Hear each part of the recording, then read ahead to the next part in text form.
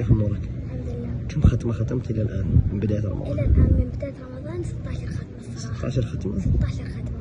معقولة يعني 16 ختمة؟ والله العظيم والله العظيم. ما شاء الله. يعني في اليوم انت تقول لي انه احيانا تختم في يوم كامل.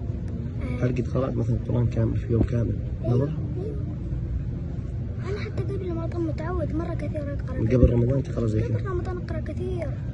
ما شاء الله تبارك الله. انا من ثالث امي كانت تدربني. ايوه. عشان انا ترى تعلمت القراءة مرة متأخر، يعني انا تعلمت القراءة ثالث صراحة. ثالث ابتدائي تعتبر انك متأخر إذا تعلمت مرة القراءة. متأخر، بس الحمد لله مرة كنت مرة يعني أحب يعني أقرأ القرآن عشان أفهمه. يا كنت سلام. أحب أفهم الله قصة الله من أكبر. القرآن. أنا فهمت قصص الأنبياء، الله. قصص عيسى، قصص موسى، الله قصة الله الله. إبراهيم، قصة محمد صلى الله عليه الله وسلم.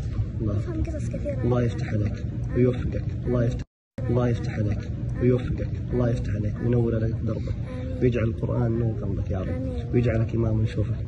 قل آمين. الله يفتح عليك. الله يوفقك. ما شاء الله عليك. ما شاء الله تبارك الله. نور الله عليك. قولوا ما شاء الله يا إخوان. ما شاء الله. هذه الهمم، والله هذه الهمم أقبلت العشر، وهذه الهمم العالية يا إخوان. ثالث صف كم الآن؟ رابع ابتدائي، وهمته تبلغ إلى السماء. نسأل الله من فضله. قل الحمد لله. استمر على ما أنت عليه. وفقك الله يا